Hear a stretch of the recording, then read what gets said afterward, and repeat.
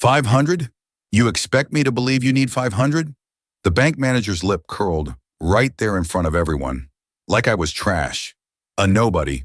What she didn't know, couldn't possibly, was my secret. A little kindness would have gone a long way. Instead, this arrogance dripped from her designer suit. Significant sum, she called it. The humiliation burned, but something else flickered inside me. Pity? Because Amanda Sterling thought she knew everything. Proof of employment, please.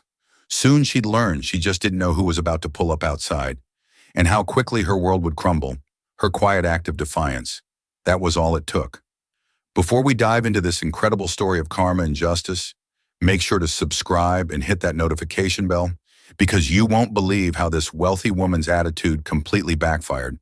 Trust me, the ending will leave you speechless. You know, there are moments in life when everything changes in an instant, when the world as you know it gets flipped upside down, and you realize that people's true colors shine brightest when they think nobody important is watching. This is the story of one of those moments, and I'm Shirley, the woman who lived through it. It was a Tuesday morning in September, the kind of crisp autumn day that makes you grateful to be alive. I had been married to Jonathan for 2 years now, and life had settled into a comfortable rhythm. Most people didn't know much about my husband's business dealings, and honestly, I preferred it that way. I was just a regular woman who enjoyed simple pleasures like cooking, reading, and taking care of our home. That morning, I woke up with a mental list of things to accomplish. The refrigerator was nearly empty.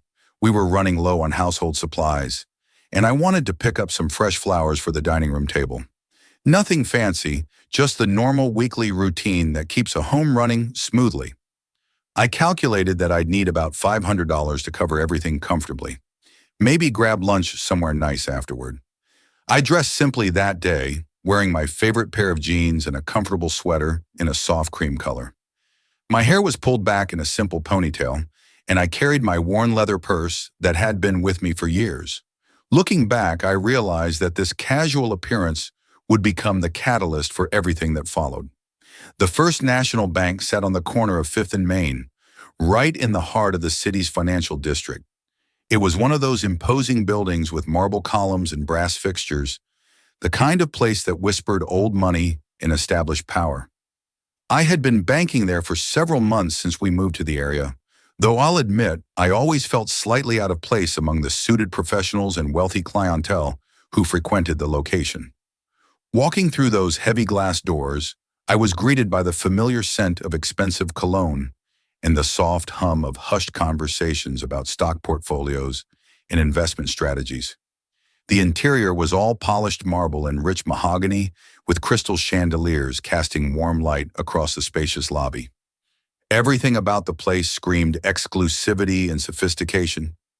I approached the teller counter with a smile, greeting the young woman behind the glass with genuine warmth. "Good morning," I said cheerfully. "I'd like to make a withdrawal from my checking account, please." The request seemed simple enough, routine even. I handed over my identification and debit card, expecting the usual quick transaction that would have me out the door in 5 minutes. But something in the teller's expression shifted as she looked at my information on her screen. Her eyebrows raised slightly, and she glanced up at me with what I can only describe as surprise. "Just a moment, please," she said, her voice taking on a more formal tone. "I need to get approval for this withdrawal amount." I was confused. $500 wasn't exactly a fortune, and I certainly had more than enough in my account to cover it. But I waited patiently, assuming it was just some new banking procedure I wasn't familiar with. The teller disappeared into a back office, and I could see her through the glass partition, speaking animatedly with someone I couldn't see clearly. That's when she appeared. Amanda Sterling strode out of the back office like she owned not just the bank, but the entire city block. She was the kind of woman who commanded attention without saying a word. Tall and elegant, with perfectly styled blonde hair that caught the light just so. Her white designer suit probably cost more than most people made in a month, and every piece of jewelry she wore sparkled with the kind of brilliance that only comes from genuine diamonds. Amanda approached the counter with the confident stride of someone who had never been told no in her entire life. Her pale blue eyes scanned me from head to toe, taking in my casual attire with barely concealed disdain. When she spoke, her voice carried the crisp authority of someone accustomed to being obeyed without question.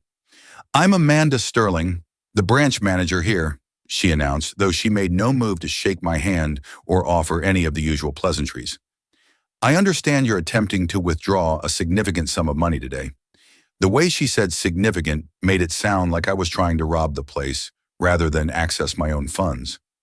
I felt my cheeks warm with embarrassment as other customers began to take notice of our conversation.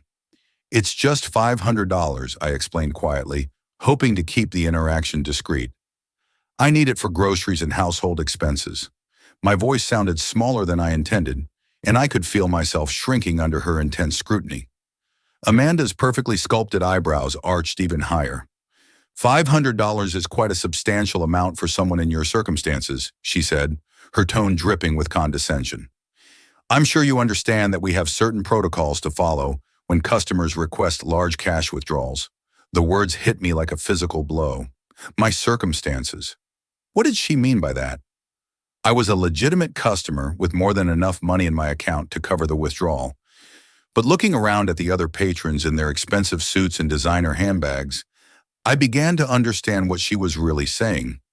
In her eyes, I didn't belong here. "I have proper identification," I said, trying to maintain my composure even as my heart began to race, "and I'm certain there are sufficient funds in my account." I could hear the slight tremor in my voice, and I hated that this woman was making me doubt myself and my right to be there. Amanda made a show of examining my identification, holding it up to the light as if checking for forgeries. She typed something into her computer terminal, her long red fingernails clicking against the keys with sharp precision. The sound seemed unnaturally loud in the suddenly quiet lobby, and I could feel the weight of every stare from the other customers. "I'm seeing some irregularities here," she announced loudly enough for everyone nearby to hear. "Large deposits followed by immediate withdrawal attempts can sometimes indicate fraudulent activity. The accusation hung in the air like smoke, poisoning the atmosphere around us." My mouth fell open in shock. Fraudulent activity? I had never been accused of anything like that in my entire life. "There must be some mistake," I stammered, my voice growing stronger as anger began to replace embarrassment. "I'm a legitimate customer, and this is my money." But Amanda was just getting started. She seemed to feed off my discomfort, growing more confident and aggressive with each passing moment. "I'm going to need to see additional documentation," she declared. "Proof of employment, recent pay stubs, and verification of the source of these deposits." The request was absurd, and we both knew it. No bank requires employment verification for a simple withdrawal from your own account. But Amanda had an audience now, and she was clearly enjoying the performance. Several other customers had stopped their own transactions to watch the drama unfold, their expressions ranging from curiosity to outright judgment. "This is ridiculous," I said, my voice finally finding its strength. "I shouldn't need to prove my employment status to withdraw my own money." But even as I spoke, I could see that Amanda had already made up her mind about me, and nothing I said was going to change her opinion. "Ma'am, I'm going to have to ask you to step aside," Amanda said, her voice taking on an even more authoritative tone. "You're holding up the line, and until you can provide the proper documentation, I cannot authorize this withdrawal." I looked around desperately, hoping someone would speak up on my behalf, but the other customers had already turned away, clearly wanting no part of what they perceived as my problems. The security guard near the entrance had taken a step closer, his hand resting casually on his radio. "I want to speak to someone else," I demanded, though my voice sounded weak even to my own ears. "There has to be someone who can resolve this reasonably." Amanda's smile was as cold as winter frost. "I am the branch manager, and this is my decision. If you cannot provide the required documentation, I'm going to have to ask you to leave the premises." The humiliation was complete. Standing there in that marble lobby, surrounded by people who clearly thought I was some kind of criminal, I felt smaller than I had ever felt in my life. The woman I had married, the life I had built, none of it seemed to matter in the face of Amanda Sterling's judgment. "You're making a mistake," I whispered, though I'm not sure she even heard me over the sound of her own satisfaction. "Security?" Amanda called out, her voice ringing through the lobby like a bell. "Please escort this woman from the premises. She's become disruptive to our other customers." The security guard approached with the kind of gentle firmness that suggested he had been through this routine before. He was probably a decent man just doing his job, but in that moment, he represented everything that was wrong with this situation. "Ma'am, I'm going to have to ask you to come with me," he said quietly. I wanted to fight. I wanted to scream and demand justice and make them understand that they were wrong about me. But surrounded by hostile faces and judgmental stares, I felt powerless. So I did the only thing I could do. I gathered what little dignity I had left, held my head as high as possible, and walked toward the exit. Amanda's voice followed me across the lobby loud enough for everyone to hear. "We simply cannot allow suspicious activity to compromise the security of our other customers' accounts," she announced as if she were doing some great public service by throwing me out. The autumn air hit my face like a slap as I stepped onto the sidewalk. I stood there for a moment trying to process what had just happened. In the span of 15 minutes, I had gone from a simple errand to complete humiliation. Tears stung my eyes, but I refused to let them fall where Amanda Sterling might see them through the bank's windows. I fumbled for my phone, my hands shaking as I tried to dial Jonathan's number. I needed to hear his voice, needed someone to remind me that I wasn't the person Amanda had made me feel like. But the call went straight to voicemail, and I realized he was probably in one of his important meetings where phones had to be turned off. Standing there on the sidewalk, clutching my phone and trying not to cry, I felt more alone than I had in years. The pedestrians walked past me without a second glance, everyone absorbed in their own lives and problems. I was just another person having a bad day, invisible to the world around me. That's when I heard it, the deep, distinctive purr of a very expensive engine. I looked up through my tears to see a silver Rolls-Royce Phantom gliding down the street like something out of a dream. The car was absolutely magnificent, its chrome details gleaming in the autumn sunlight, its presence commanding attention from everyone on the sidewalk. But what really caught my attention wasn't the car itself. It was the man behind the wheel. Even from a distance, I could see those familiar, strong hands gripping the steering wheel, the confident posture that I knew so well. My heart leaped as the Rolls-Royce pulled smoothly to the curb directly in front of the bank. Its arrival so perfectly timed it seemed like destiny. Jonathan stepped out of the car with the kind of natural grace that comes from complete confidence in your place in the world. He was wearing one of his perfectly tailored charcoal gray suits, the kind that cost more than most people's monthly salary, but looked so natural on him that you'd think he was born wearing it. His dark hair was styled impeccably, and his presence seemed to shift the very atmosphere around him. But it was his eyes that really mattered to me in that moment when Jonathan saw me standing there on the sidewalk, clearly distressed. Those kind eyes that I had fallen in love with, filled with concern, and then something much more dangerous. Anger. "Surely," he said, reaching me in 3 quick strides. "What happened? Why are you crying?" I threw myself into his arms, no longer caring who might be watching or what they might think. In that moment, surrounded by his strength and his familiar scent, I felt safe for the first time since walking into that bank. "They threw me out," I whispered against his chest. "I just wanted to withdraw $500, and they treated me like a criminal." I could feel the tension in Jonathan's body as I explained what had happened. His jaw tightened, and when I looked up at his face, I saw an expression I had rarely seen before. My husband was furious, but it was the kind of controlled fury that comes from someone who knows exactly how much power they wield. "Which bank?" he asked quietly, though his eyes had already found the answer as they focused on the First National building behind me. "The manager, Amanda Sterling," I said. She said I looked suspicious, that $500 was too much for someone in my circumstances. The words tasted bitter as I repeated them. Jonathan's expression grew even more serious. He gently took my face in his hands, looking directly into my eyes. "You are my wife," he said firmly. "You are brilliant and kind and beautiful, and no one has the right to treat you with anything less than complete respect." He took my hand and began walking toward the bank entrance. "Come on," he said. "Let's go clear this up." I hesitated for a moment. The last thing I wanted was to go back into that building and face Amanda Sterling again.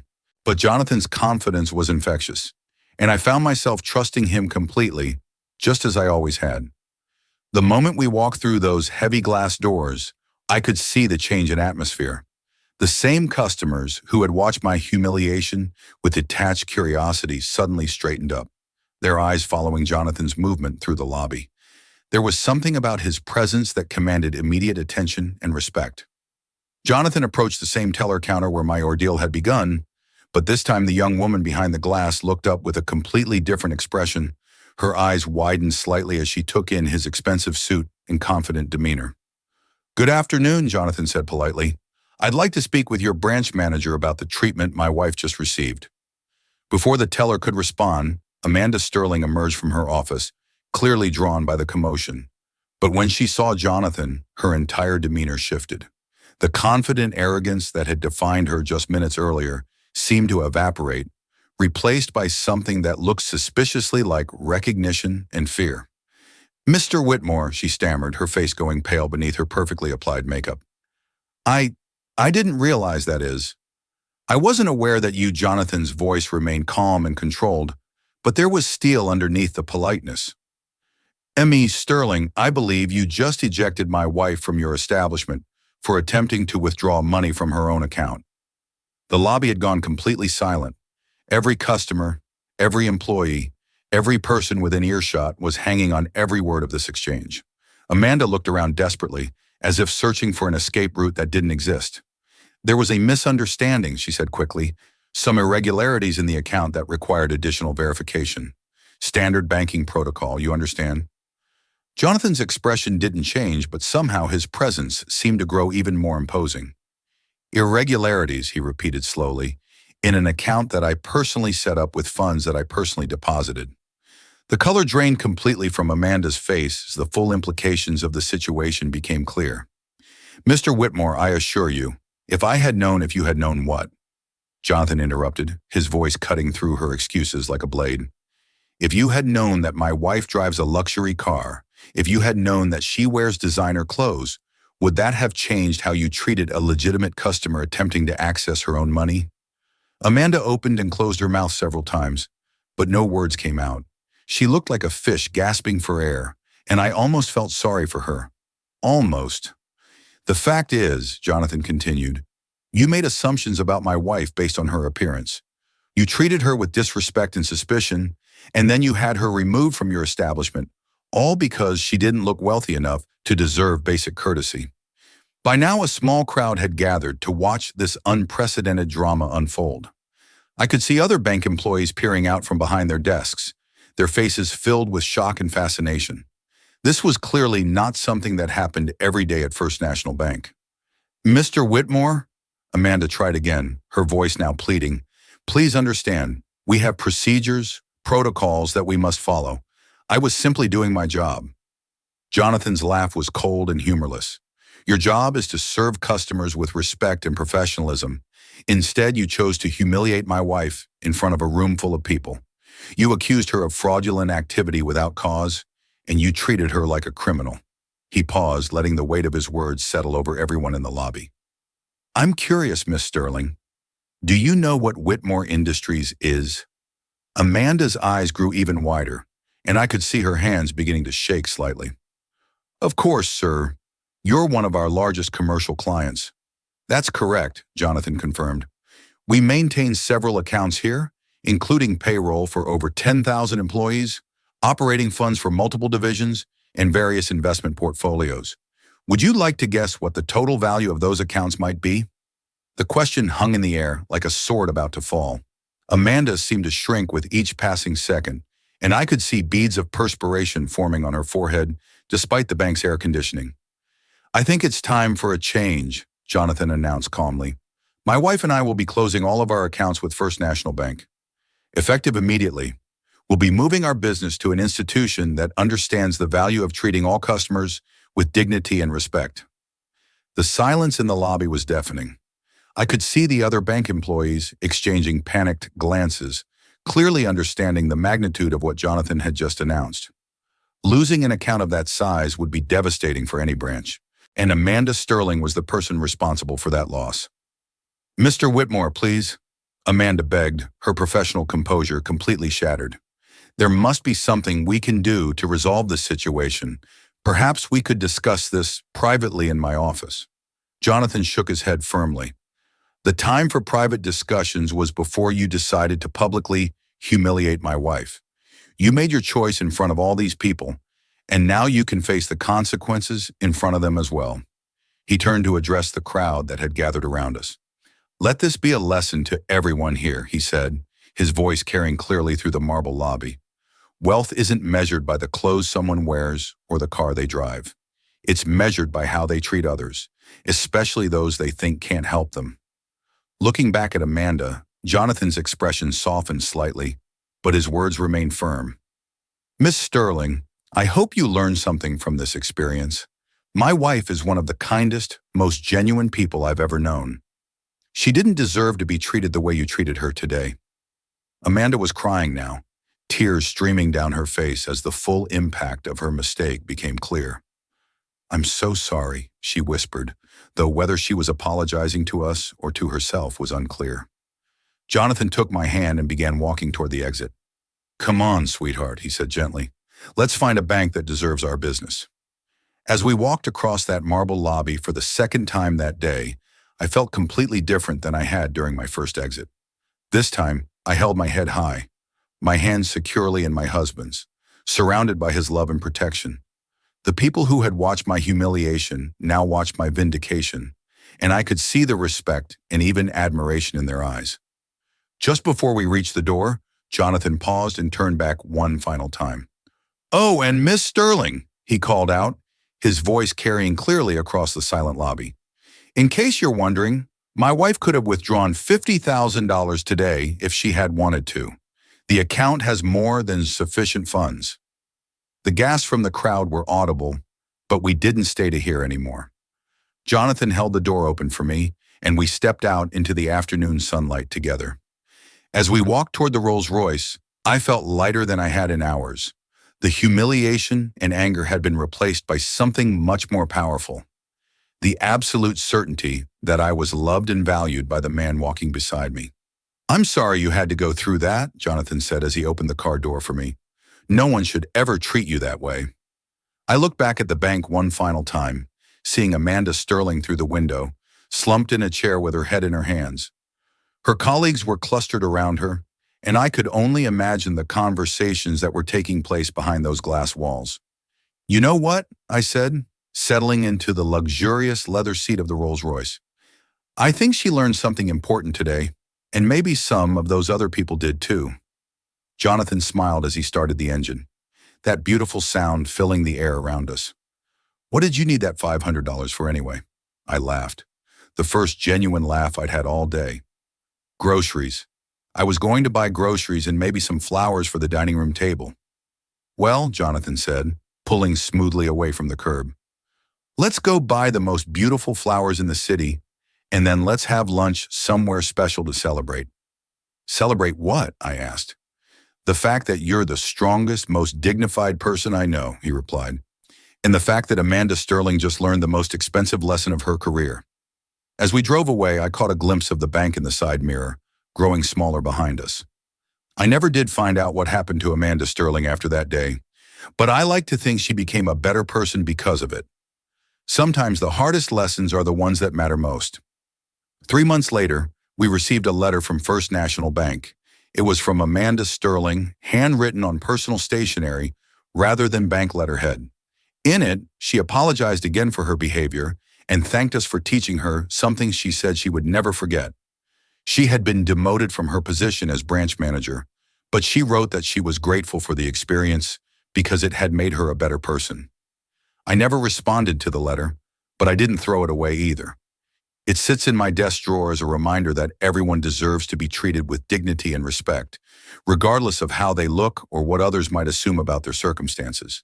And every time I need to make a withdrawal from our new bank, the staff greets me with genuine warmth and professionalism. They know me by name, ask about my day, and treat every transaction, no matter how small, as important. It's amazing what a difference respect can make. Can you believe how quickly karma struck back? This story proves you should never judge a book by its cover. If you enjoyed this tale of instant justice, smash that like button and share your thoughts in the comments below. Have you ever witnessed someone get their comeuppance this dramatically? Subscribe for more incredible real-life stories that will restore your faith in justice.